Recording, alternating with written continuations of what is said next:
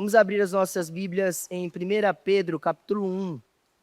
Nós vamos fazer a leitura do verso 1 ao 9. Diz assim a palavra do Senhor. Pedro, apóstolo de Jesus Cristo, aos eleitos que são forasteiros, da diáspora, no Ponto, na Galácia, na Capadócia, na Ásia e na Bitínia, eleitos segundo a presciência de Deus Pai, em santificação do Espírito, para a obediência e a aspersão do sangue de Jesus Cristo, que a graça e a paz lhe sejam multiplicadas.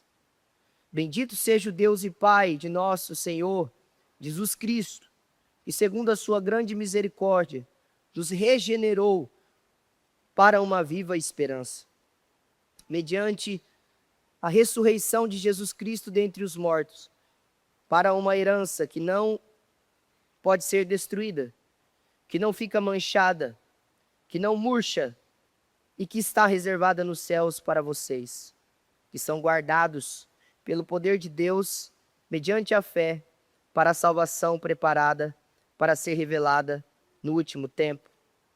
Nisso vocês exultam, embora no presente, por breve tempo, se necessário, sejam contristados por várias provações, para que, uma vez confirmado o valor da fé que vocês têm, muito mais preciosa do que o ouro perecível, mesmo apurado pelo fogo, resulte em louvor, glória e honra na revelação de Jesus Cristo.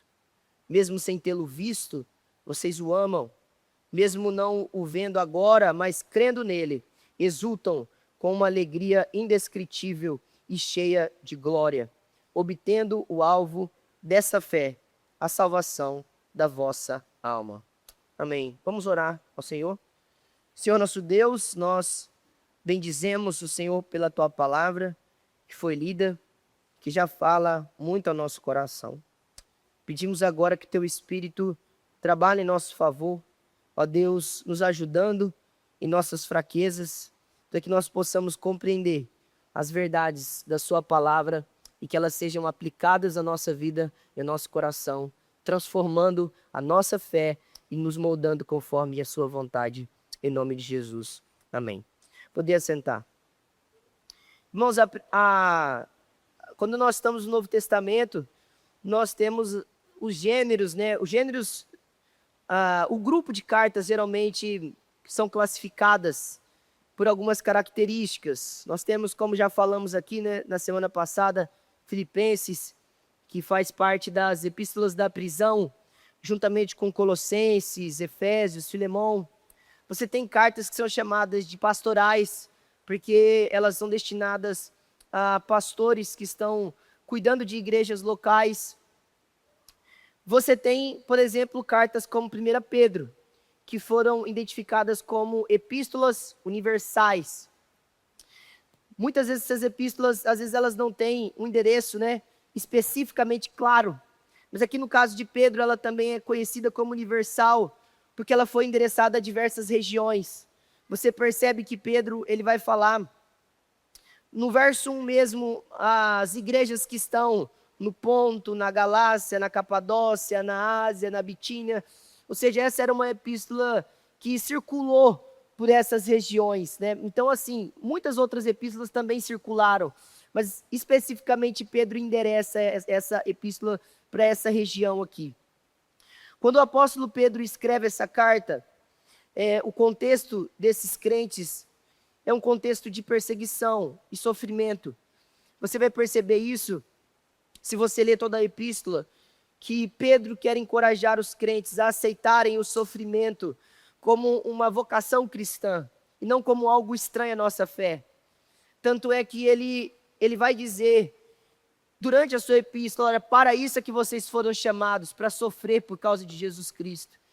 E ele encoraja esses crentes a aceitarem esse sofrimento como uma identificação com o próprio Cristo. Tanto é que Pedro vai frequentemente encorajar os seus ouvintes, seus leitores, falando dos sofrimentos de Cristo, olhando para aquilo que Cristo suportou por causa dos nossos pecados. Então ele nos encoraja a sofrer com Cristo também por essas coisas. Então ele exorta esses irmãos por causa disso. Essa epístola é muito rica, ela tem muitos temas importantes para a fé cristã. Ela fala de santidade, ela fala da soberania de Deus na salvação e na vida. Ela fala muito sobre a graça de Deus, ela fala muito sobre o Espírito Santo, muito sobre a pessoa de Jesus Cristo e a sua obra, mas principalmente sobre o sofrimento cristão. Como já falamos, Pedro escreve com esse propósito, de encorajar os crentes a perseverarem nos sofrimentos e não abandonarem a graça de Deus, mas permanecerem firmes em sua fé em Cristo Jesus. E isso fica muito claro logo já no início, quando ele usa alguns adjetivos para os seus leitores. E antes de nós entrarmos nesses adjetivos, Pedro começa a sua carta para falar exclusivamente da esperança cristã. Antes dele falar dos sofrimentos, antes dele encorajar os seus leitores, ele começa a falar do que o cristão é movido e o que é essa esperança que guarda o nosso coração em meio às angústias, que é algo superior a esses sofrimentos presentes, que estimula, consola, encoraja e faz o crente perseverar, porque ele olha para algo muito maior do que os sofrimentos presentes, que são as glórias das promessas de Deus que estão por vir. Então, já olhando para isso, é isso que nós vamos observar hoje. Algumas lições sobre a esperança cristã. Então, a primeira coisa que nós aprendemos está aí no verso 1, que a nossa esperança, ela está baseada em nossa identidade cristã, em nossa identidade em Deus. Pedro vai usar 3 palavras para descrever os seus destinatários, mas não são simplesmente adjetivos comuns, porque esses adjetivos eles estão carregados de sentido teológico e profundo e prático na nossa vida. E ao ouvir essas coisas, que também se aplicam a nós em certo sentido, que também são verdades a nós, ouvintes desse período, elas trazem consolo para o nosso coração e ela também nos abençoa quando nós entendemos aquilo que Pedro está querendo ensinar para os seus ouvintes aqui, encorajá-los. Vamos ver essas palavras. A primeira palavra que Pedro usa é a palavra eleitos. Nós já falamos sobre isso um pouco na quinta-feira, quando nós falamos da soberania de Deus, principalmente na eleição. Essa palavra eleitos, ela significa aqueles que foram escolhidos segundo a vontade livre e soberana de Deus. Escolhidos para a salvação. Mais à frente da carta, Pedro vai mostrar para nós de maneira muito clara que esses crentes que foram escolhidos, eles têm um benefício por eles terem escolhidos, por eles terem sido escolhidos, por eles pertencerem a Deus. Eles são protegidos, eles são guardados, eles são preservados e eles são abençoados por Deus de maneira contínua. Então a primeira coisa que Pedro lembra para essa igreja que estava sofrendo perseguições, muitos deles haviam perdido propriedades, haviam perdido parentes. E agora Pedro começa lembrando eles que eles pertencem a Deus, que eles são de Deus e de que Deus é deles. A segunda palavra que Pedro usa é a palavra forasteiros, ou em algumas traduções, peregrinos, que significa uma pessoa que é estranha, que é refugiada, que não tem um local de habitação, ou que ela não tem uma morada no presente momento, mas que o seu lugar de habitação é outro. E isso para nós cristãos, nas Escrituras, elas se aplicam à nossa pátria celestial. Quando todas as vezes essa palavra é utilizada, tanto em Paulo como em Pedro, como também na carta aos Hebreus, que tem um contexto muito parecido com esse, os escritores querem lembrar os ouvintes de uma coisa: vocês não são daqui. Vocês têm uma pátria superior, para que os crentes não se apegassem a esse mundo presente, para que o coração deles não firmassem nas coisas da terra, mas eles se lembrassem que eles estão de passagem, que eles são passageiros, que eles não vão firmar morada para sempre na terra. O autor de Hebreus, ele diz, num contexto semelhante, para encorajar os seus ouvintes, quando ele está falando dos sofrimentos, quando ele está falando da necessidade de perseverar na fé, ele diz assim em Hebreus 13, 14, na verdade, não temos aqui cidade permanente, mas nós buscamos a que há de vir.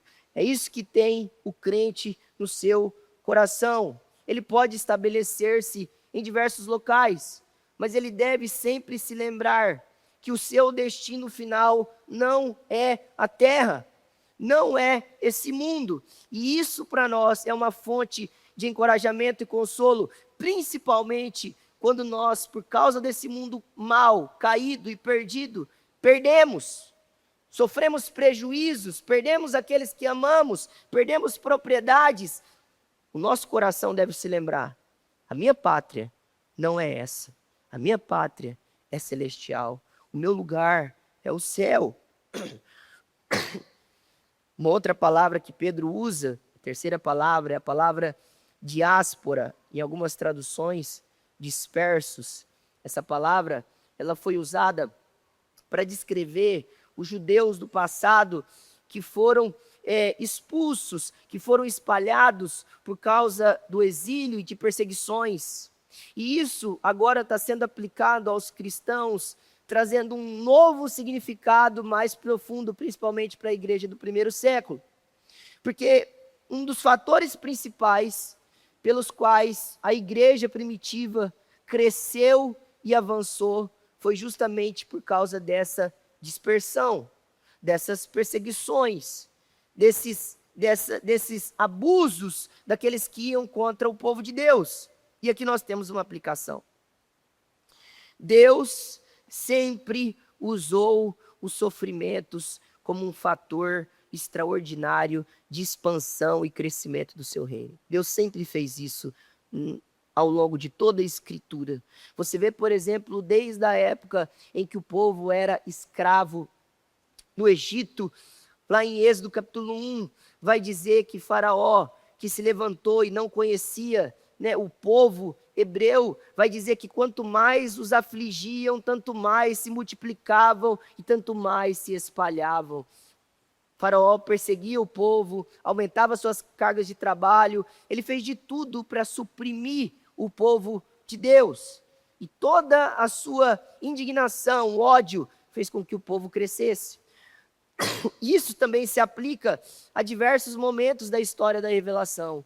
José vivenciou isso, Davi, Daniel e seus amigos, quando sofreram, os seus sofrimentos serviram para testemunhar a respeito do Deus verdadeiro e levar pessoas que não conheciam a Deus a conhecê-lo.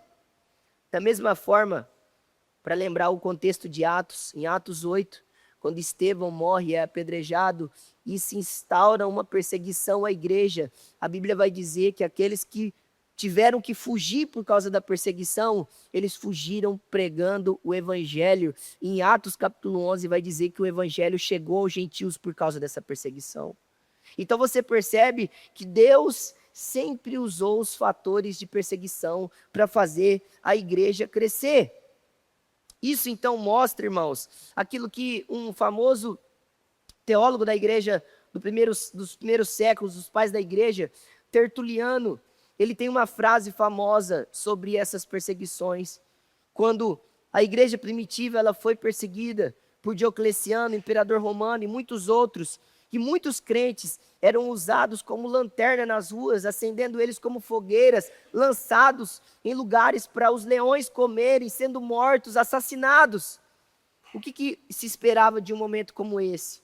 Que ao invés da igreja que estava crescendo, ela viesse retroceder por causa da perseguição. Mas, de maneira fenomenal e curiosa, e fantástica, e fabulosa, Deus fez com que, nesse período, a igreja crescesse, avançasse e se multiplicasse, justamente na época em que a igreja foi mais perseguida.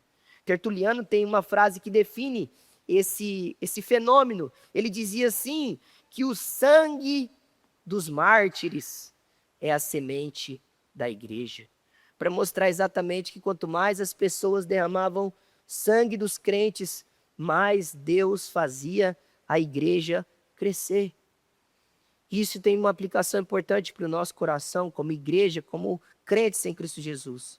Não importa o bem ou o mal que fizerem ou que vão fazer contra a igreja, Nada pode ir contra a nossa esperança por causa de quem nós somos em Deus. Isso fica claro aqui quando Pedro fala essas coisas, quando Pedro dá esses adjetivos a esses crentes. Essa é a primeira lição sobre a esperança.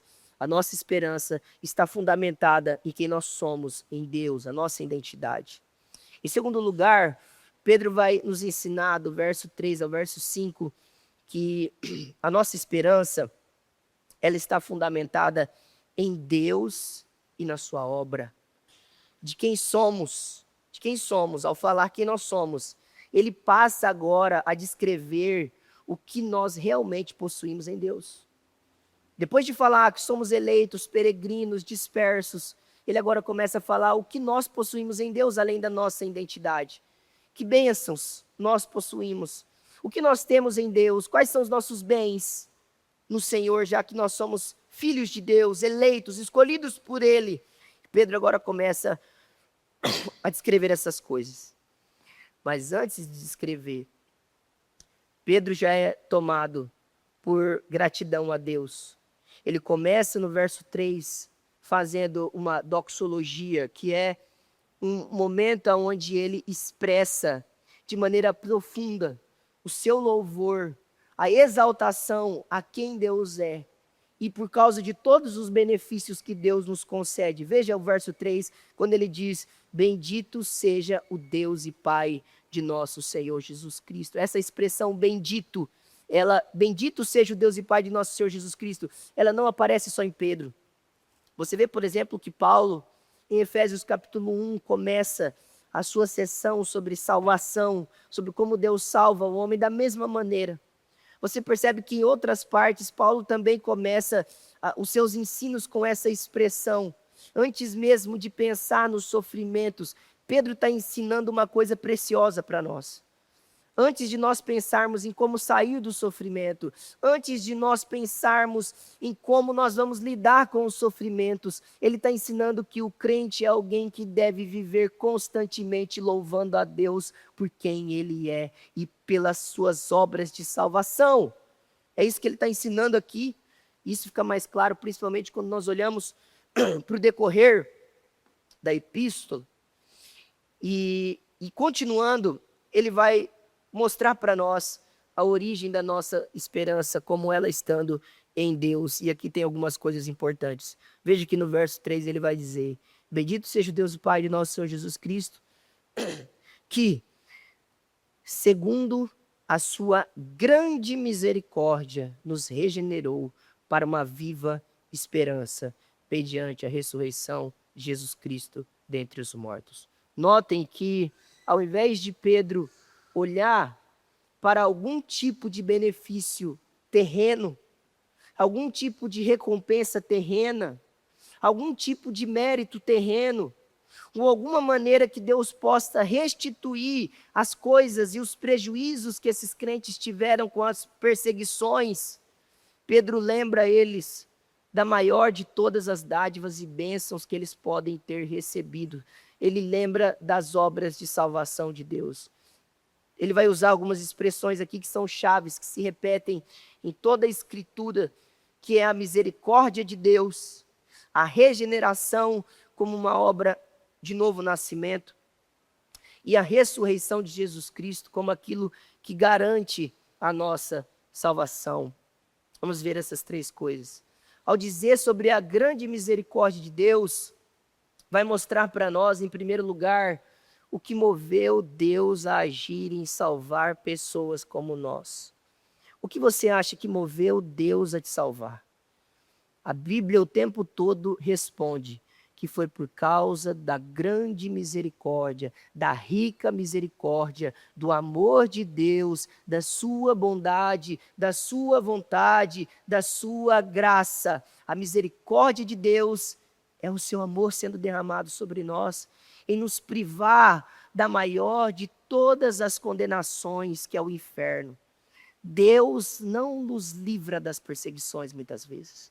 Deus não nos livra dos sofrimentos muitas vezes, e nós vamos ver o porquê no final, porque os sofrimentos também são instrumentos de Deus para moldar a nossa esperança.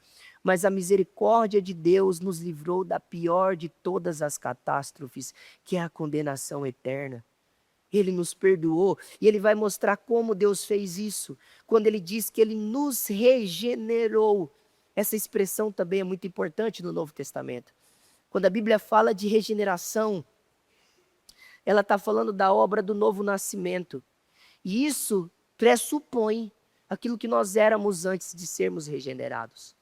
Paulo vai dizer em Efésios capítulo 2, verso 1, que ele vos deu vida estando vós mortos nos vossos delitos e pecados. E eu gosto muito dessa palavra no grego que Paulo usa em Efésios capítulo 2, porque ela carrega um significado profundo para ensinar a que condição o pecado deixou e deixa até hoje as pessoas que estão sem Cristo, que não estão regeneradas, que não possuem uma esperança cristã, uma esperança viva e verdadeira. A palavra grega que Paulo usa em Efésios capítulo 2 é a palavra necros, da onde vem necrotério, necromancia, e ela carrega dois significados importantes para classificar, mesmo que seja por metáfora, a condição do homem sem Cristo. A primeira condição de uma pessoa que está necros, morta, é que ela está inerte a Deus. Ela é incapaz de responder. Você pode pensar na figura de uma pessoa num velório, num caixão. Você pode fazer o que você quiser. Você pode falar. Você pode tentar mexer. Não há qualquer atividade de resposta. E é isso que Paulo queria comunicar quando ele escreveu essas palavras, que o homem que não foi regenerado por Cristo, ele está incapaz de responder à voz de Deus, a não ser que o próprio Deus venha e conceda regeneração. Qual o texto está falando? Que segundo a sua grande misericórdia, nos regenerou. É uma obra exclusiva do Espírito Santo na nossa vida. E não só uma incapacidade de responder, mas também a palavra necros, ela traz o sentido de decomposição, de piora. Por isso que depois que nós passamos da condição de vivos para mortos no nosso corpo físico, é impossível que o nosso corpo permaneça na convivência comum de nós. Por quê? Porque ele começa a se decompor, dá mau cheiro, começa a apodrecer. Então o sentido que Paulo quer usar quando ele fala de morte espiritual ali, ele está querendo dizer que o homem sem Cristo, ele não melhora, ele só piora. A sua degradação moral, ela é cada vez maior. Então, se Deus não vier e operar uma obra no seu coração, no coração daqueles que estão mortos espirituais, não pode haver salvação. Porque só vai haver decomposição e inércia. Então, é isso que essa palavra quer dizer, que Deus, ele trouxe vida espiritual. E aí, então, é interessante que ele vai indicar para nós, quando ele fala da ação de Deus, vai mostrar que Deus, ele se envolveu de maneira integral na nossa salvação. Porque, notem, isso também é um padrão nas Escrituras. Isso é maravilhoso de perceber. Porque você nota que Pedro, ele não vai deixar de mencionar cada uma das pessoas da Trindade. Ele menciona o Pai no verso 2 e no verso 3. Ele menciona o Espírito no verso 2. E ele menciona Cristo, né, muito mais vezes durante o texto, no verso 1, no verso 2, no verso 3, duas vezes. Depois, novamente, no verso 7. Ele vai mencionar várias e várias vezes, mostrando que Deus, de maneira integral, se envolveu na nossa salvação. Cada uma das pessoas da Trindade fizeram algo importante para nos salvar. Isso nós chamamos na teologia de a economia da Trindade. A gente fala das pessoas, da Trindade na sua essência, um único Deus, constituído pelo Pai, o Filho e o Espírito Santo. Mas a Escritura, ela faz questão de nos mostrar que cada uma das pessoas da Trindade tem um papel específico na obra da salvação. E isso fica claro em Efésios principalmente, mas aqui também, mostrando que o Pai, ele é aquele que nos elegeu no verso 2. Ele nos elegeu. O Espírito é aquele que aplica a obra de Cristo em nossa vida. E o Filho, ele é aquele que veio para morrer e para ressuscitar pelos nossos pecados. Isso fica claro aqui. Então, o nosso Deus, ele é digno de louvor por causa dessa obra de salvação. Uma outra coisa no verso 3 é que ele vai dizer assim, desculpe, que ele nos regenerou para uma viva esperança. E agora ele vai falar o meio que Deus usou como fundamento para a nossa esperança. Como que nós podemos ter certeza de que a nossa esperança ela é tão segura? Ele vai dizer, mediante a ressurreição de Jesus Cristo dentre os mortos. A ressurreição de Cristo, irmãos, é, por assim dizer, o coração do Evangelho também. Porque se Cristo só tivesse morrido, mas não ressuscitado, a obra estaria incompleta. Mas Paulo vai dizer em Romanos que a ressurreição deu garantia da nossa justificação, que Cristo ressuscitou para provar que o seu sacrifício foi aceito e para provar que ele é fiel em todas as suas promessas para cumprir tudo aquilo que ele disse que faria por nós. Então a ressurreição, ela é o meio dessa nossa esperança, é aquilo em que nós confiamos, porque aquele que prometeu não está morto, mas vive. E ele prometeu muitas coisas a nós. E aqui nós temos algumas aplicações importantes. Primeiro, é que ao falar que essa esperança, ela é uma esperança viva que foi dada aos crentes, nós podemos perceber que qualquer esperança fora de Cristo é vazia, é irreal, é falsa, é ilusória. O mundo, por exemplo, ele tem esperança em coisas que morrem e falham e são ineficazes. O mundo espera na política. O mundo espera nos estudos. O mundo espera na economia. O mundo espera na saúde, nas influências. O mundo espera nessas coisas. E tristemente nós vemos que algumas vezes os crentes do passado, eles depositaram a sua esperança tal como o mundo. Preste atenção nos reis. Vai ler o livro de Reis. Quantas vezes os reis depositaram a sua esperança em alianças? Quantas vezes os reis depositaram a sua esperança em conchavos políticos de guerra? E Deus falava, por que você está querendo fazer aliança com o Egito? É inútil essa aliança com o Egito. Ele fala isso lá em Isaías. Eu me lembro de um exemplo, eu não tenho certeza aqui de cabeça, mas eu acho que é o rei Asa, que ficou doente. E a Bíblia fala que ele procurou os curandeiros e não orou ao Senhor. Ele depositou a sua esperança nos curandeiros ao invés de buscar a cura em Deus primeiro. Então você percebe que muitas vezes os crentes podem correr esse risco, nós corremos esse risco, de colocar a nossa esperança em coisas que são inúteis e falíveis. A esperança cristã não pode ser assim. A esperança cristã, entretanto, ela é uma certeza que nós aguardamos e não um pensamento positivo. Nós não esperamos como quem quer que aconteça, mas com certeza de que vai acontecer. A própria palavra que Pedro usa aqui, no verso 3, quando ele fala esperança viva, uma viva esperança, ele está falando de algo que nós aguardamos com certeza, de uma expectativa de algo que não pode ser frustrado. O próprio adjetivo que ele usa para qualificar a esperança, ela é viva. Ela é uma esperança que não pode morrer, que é eterna. O N. Gruden, comentando essa expressão, viva esperança, ele diz assim, a nossa esperança não morre, a nossa esperança é perfeita, ela é ativa e não passiva, ela é eficaz porque ela atinge o seu objetivo, e ela é uma esperança que cresce e se fortalece ano após ano. Gruden reconhece aqui aquilo que é verdade na nossa vida. O crente, conforme ele caminha com Cristo, a sua esperança não retrocede nem enfraquece. Pelo contrário, ela se amadurece, ela se fortalece, porque o crente ele está sendo santificado pelo Espírito e sendo amadurecido pela palavra de Deus. E ele está conhecendo a Deus cada vez mais. Mas aí então Pedro continua.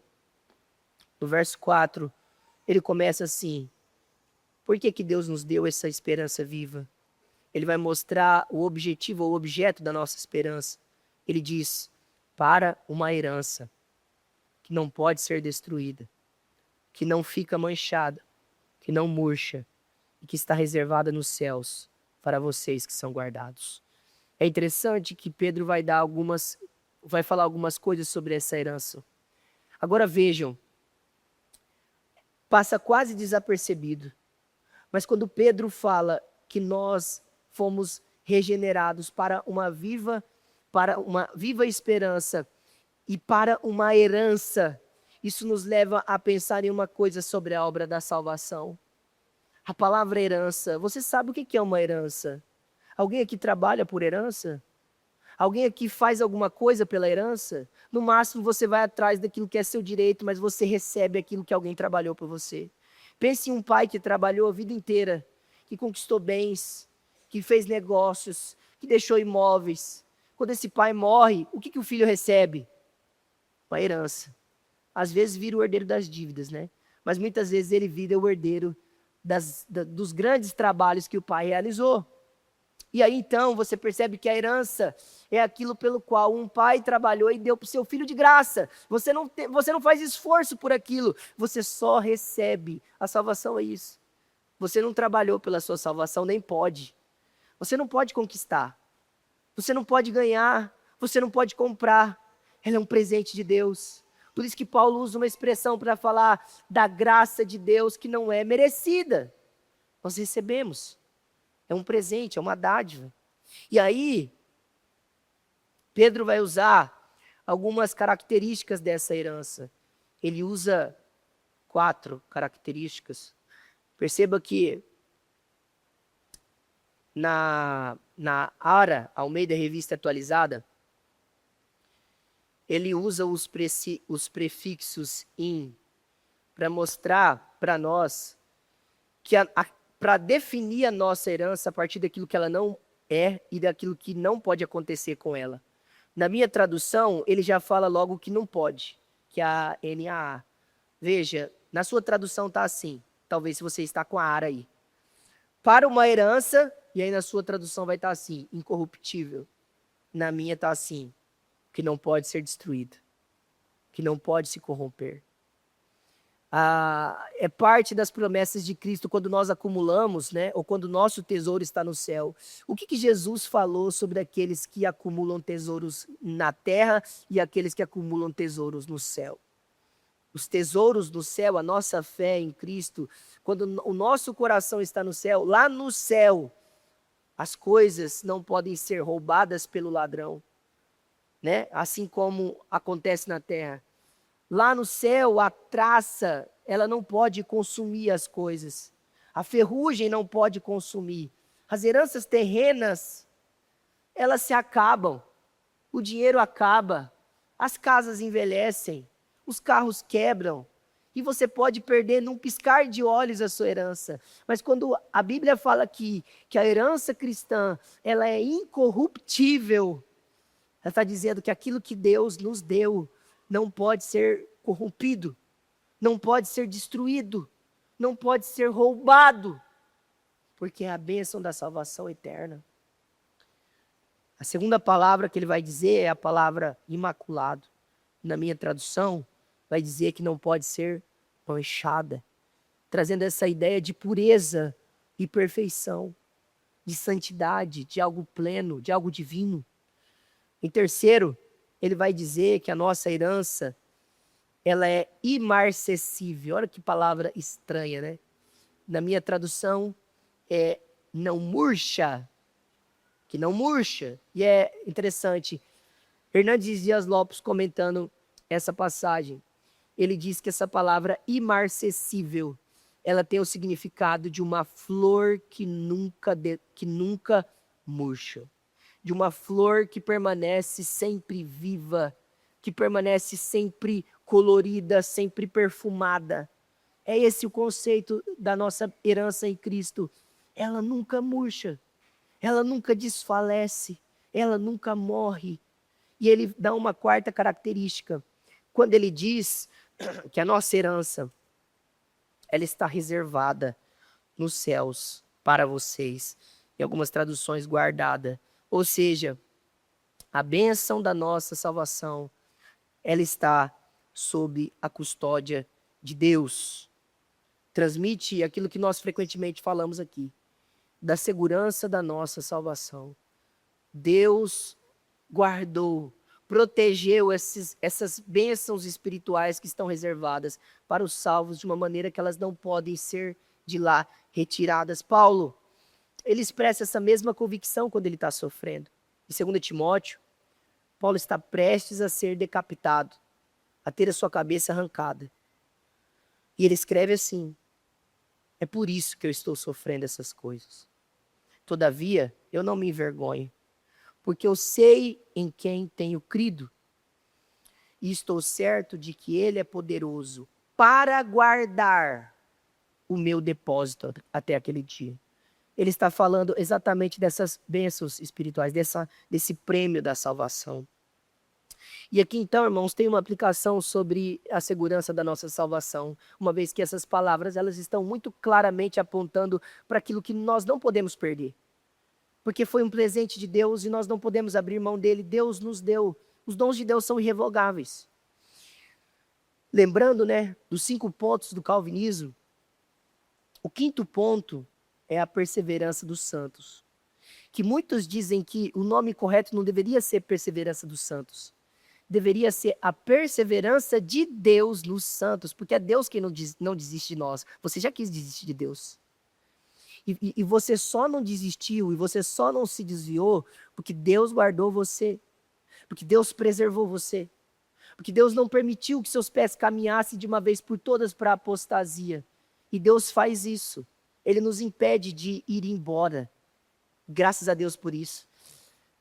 Os cânones de Dort, que é o documento oficial dos reformados, que é uma resposta aos arminianos que falaram que o crente podia perder a salvação, eles responderam da seguinte forma na sua quinta tese. Eu vou ler aqui. Eles falaram assim: aqueles que Deus, segundo o seu propósito, chama a comunhão de seu Filho, nosso Senhor Jesus Cristo, e regenera pelo seu Espírito Santo, Ele também livra. Então, aqueles que Deus fez isso, Ele também livra do domínio da escravidão do pecado nesta vida. Contudo, não os livra completamente da carne, do corpo, do pecado, enquanto estiverem nesse mundo. Ou seja, ao reconhecimento que há lutas contra o pecado. A libertação ela não é completa no sentido da presença do pecado, mas do seu domínio. Ele nos livra da escravidão, mas não completamente da sua presença. Isso é uma coisa também importante quando a gente pensa da teologia do pecado. Deus nos livrou do poder da escravidão, mas não da presença do pecado. O pecado ainda está presente, nós lutamos contra ele, mas ele não tem mais domínio sobre nós. Isso é importante. E aí depois, para resumir um pouco mais essa doutrina, porque é um texto longo, ele diz assim: assim não é por seus méritos ou forças, mas pela misericórdia gratuita de Deus, que os eleitos não perdem totalmente a fé e a graça. Nem permanecem definitivamente em suas quedas, nem perecem. Perceba que ele reconhece que pode haver quedas, mas eles não permanecem lá e não perecem nessas quedas. Quanto a eles, isso não apenas poderia facilmente acontecer de você cair e ficar lá, mas certamente, quanto a eles, isso não apenas poderia facilmente acontecer, mas certamente aconteceria se dependesse deles mesmos. Porém, quanto a Deus, isso é absolutamente impossível, visto que seu propósito não pode ser mudado. Sua promessa não pode falhar. O chamado segundo o seu propósito não pode ser revogado. O mérito, a intercessão e a preservação de Cristo não podem ser anuladas. E o selo do Espírito Santo não pode ser invalidado nem apagado. Veja que declaração de fé. É aquilo que nós cremos, aquilo que nós subscrevemos como reformados. E é aquilo que Pedro está dizendo aqui sobre a nossa herança. Ela é incorruptível, ela é imaculada, ela é imarcessível, ela não perece. e ela está guardada em Deus. Louvado seja Deus por isso. Porque não depende de nós, mas somente dele. Somente dele. E aí então, indo para o terceiro ponto, Pedro, ele vai reconhecer uma coisa importante para os seus ouvintes. Imagina você que estava sofrendo e Pedro começa a falar quem você é em Deus, falar das bênçãos espirituais. Qual é uma das suas indagações? Tá, Pedro, eu reconheço que essas coisas estão enchendo o meu coração, mas o que eu faço com esses sofrimentos aqui? Porque eles não param. Os sofrimentos continuam. Aí agora Pedro vai ensinar eles como lidar com os sofrimentos, uma vez que eles são eleitos em Deus e têm todos esses benefícios espirituais. Como os sofrimentos lidam com a nossa esperança? E é onde Pedro então vai ensinar para nós que os sofrimentos para o cristão, eles são ferramentas de Deus de aperfeiçoamento da nossa esperança. Né? Eu lembro até hoje de uma pregação do pastor Neto, essa frase é muito famosa, na Peniel, quando ele fala assim, que os sofrimentos são o bisturi de Deus para formar o nosso caráter. Então Deus, ele usa os sofrimentos como uma ferramenta para depurar a nossa fé, para aprimorar a nossa fé, para livrar a nossa fé das impurezas, das fraquezas, para nos moldar à imagem de Cristo. E aí perceba que Pedro vai dizer essas coisas. Veja no verso 6. Ele vai falar sobre essas características da aprovação na nossa vida. A primeira coisa que Pedro diz é que as provações, elas são motivo de alegria. Parece masoquismo isso, né? Como alguém pode ficar feliz por sofrer? Isso é possível para o cristão. Porque para o cristão, ele nunca olha para o sofrimento como um fim em si mesmo, mas ele sempre olha para o sofrimento com os olhos da fé. Ele sabe que para a vida do crente há um propósito no sofrimento, além do sofrimento.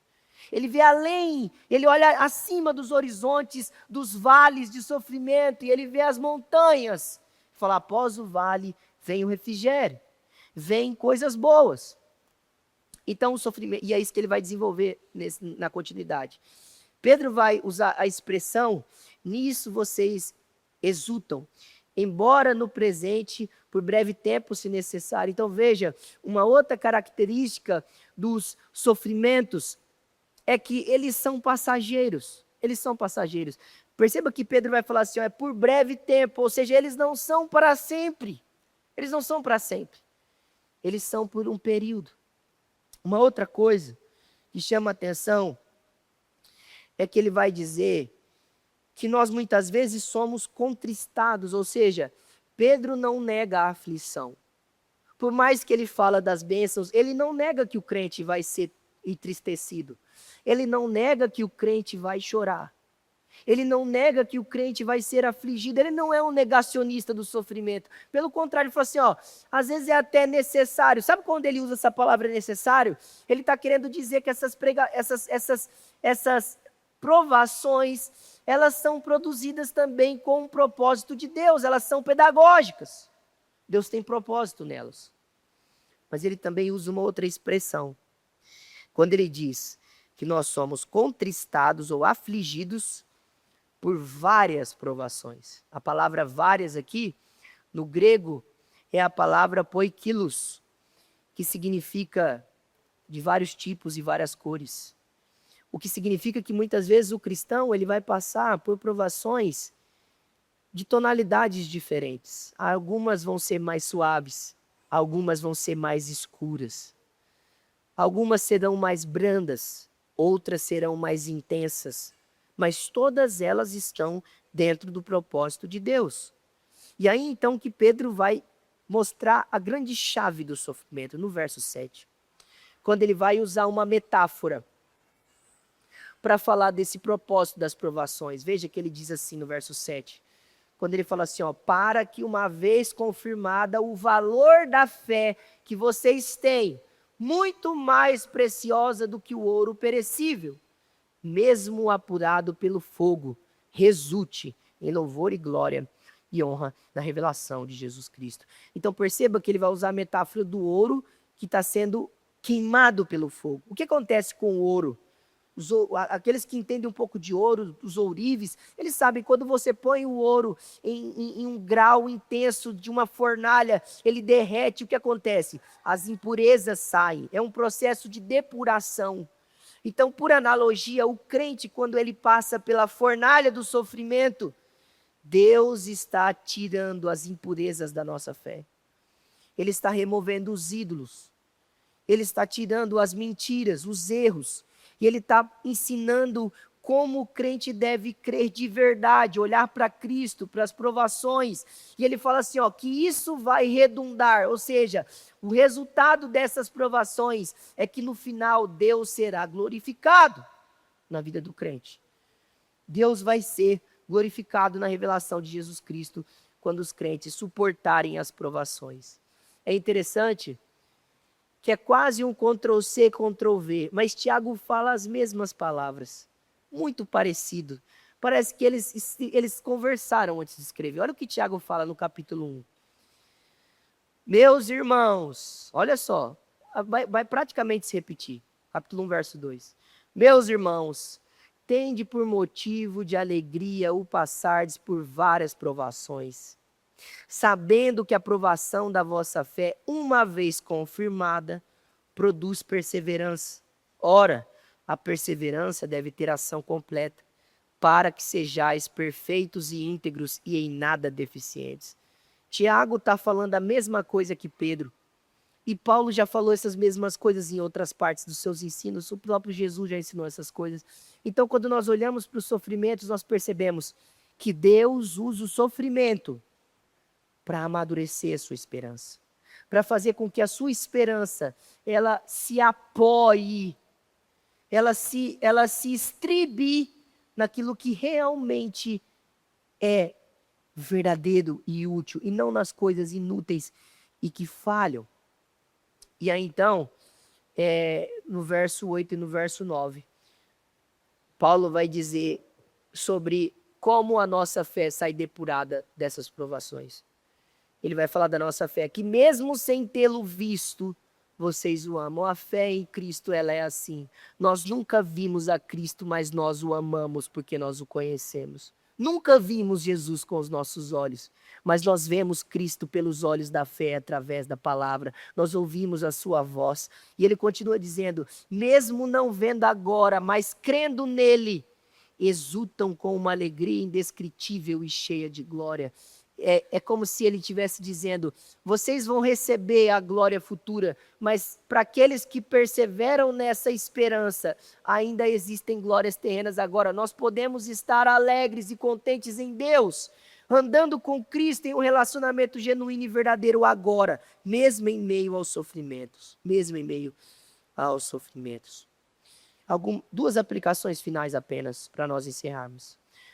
Quando Pedro diz todas essas coisas, nós não podemos nos esquecer do contexto. Eles estão sofrendo.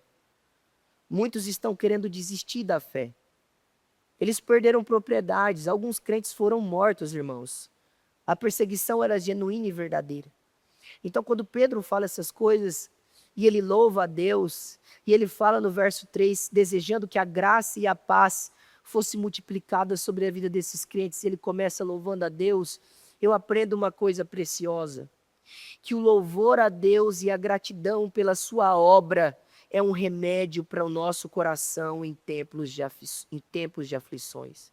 Quando nós estamos passando por problemas e dificuldades, Deus quer que eu e você, antes de pensarmos nos nossos sofrimentos, não venhamos nos esquecer das bênçãos superiores que Ele já nos deu e não podem ser tiradas por sofrimento nenhum. Então, se você está passando por algum problema, faça como Pedro fez. Antes de você pensar nas soluções dos seus problemas, dedique-se a louvar a Deus pelas bênçãos que Ele já te deu. Pelas bênçãos espirituais, essas que não podem ser tiradas. Que o próprio Deus não tira e lhe garante que você terá elas para sempre. Por mais que às vezes você não tenha tudo que você queira nessa terra, que o seu coração deseja ou sonha, por mais que você passe por sofrimentos aqui e agora, Pedro está nos ensinando a agradecer por quem nós somos em Cristo, pela nossa identidade em Deus, que nós somos eleitos, nós somos o povo escolhido de Deus, nós fomos salvos por Ele, fomos escolhidos para sermos a sua nação santa, como ele vai dizer mais à frente, sacerdócio real, nação santa, povo escolhido de Deus. Louve a Deus e medite e adore a Deus pelas bênçãos espirituais já concedidas e desfrutadas agora. Comece a pensar em como Deus salvou você. Comece a pensar. Lembra de onde Deus tirou você. Porque quando Pedro fala assim, ó, vocês foram regenerados. Quem era você antes de ser regenerado? Quem era você? Por caminhos que você andou? Que pecados você cometeu? Se Cristo não tivesse te buscado, aonde você estaria agora? Só Deus sabe. Talvez morto, talvez preso, talvez escravo, mas Cristo libertou você. Pedro está ensinando, louve a Deus no meio dos sofrimentos, porque Ele salvou você, perdoou os seus pecados. Louve a Deus com expectativa das bênçãos futuras, porque veja, Pedro não simplesmente olha para agora, mas ele aponta os olhos da fé para o futuro, falando de uma salvação que haverá de ser revelada em Cristo Jesus. De um tempo em que nós ficaremos livres de uma vez por todas dos nossos sofrimentos. A nossa fé, ela não é só para agora, é uma fé escatológica, é uma fé que olha para o futuro, é uma fé que se alimenta do futuro. A própria ceia do Senhor, que nós nos assentaremos na mesa na semana que vem, Cristo fala que todas as vezes que nós assentamos à mesa do Senhor, nós anunciamos não apenas a sua morte, olhando para o passado, mas nós anunciamos a sua vinda. A nossa fé é uma fé que olha não só para as coisas históricas, mas a nossa fé olha para o futuro e ela se alimenta dessa expectativa, dessas promessas que Deus nos deu como certas. Essas coisas têm que alimentar o nosso coração. Paulo vai dizer, irmãos, que se a nossa fé é somente para essa terra, nós somos o quê? Os mais miseráveis dessa terra. Se tudo que nós esperamos de Deus é só para essa vida, que miseráveis que nós somos. Mas ele fala isso num contexto do capítulo 15 de 1 Coríntios, quando ele está falando da ressurreição de Cristo, quando ele está falando das bênçãos da ressurreição sobre a igreja. Quais são os benefícios que nós colhemos porque Cristo ressuscitou dos mortos? Nós também seremos ressuscitados com Ele. Essas são coisas que devem nutrir o nosso coração. E olhando para Cristo, né? Toda a esperança que Pedro descreve aqui, ela está gravitando em torno de uma pessoa, uma pessoa. Ele fala da eleição do Pai, ele fala da obra do Espírito, mas Pedro, tal como nós sempre falamos, ele é cristocêntrico. Cristo é mais repetido nesse texto do que qualquer pessoa da Trindade. Não é que ele é mais importante, mas é porque o próprio Deus escolheu salvar por meio de Cristo, o deu um nome acima de todos os nomes, o colocou como único mediador entre Deus e os homens. Não pode haver esperança genuína se você não está em Cristo. Cristo é a nossa única fonte de esperança. Se você ainda não confiou em Cristo, se sua vida não foi completamente entregue a Ele, essa noite você pode fazer isso. Você pode entregar a sua vida completamente a Cristo. Você pode olhar para Ele com fé e esperança.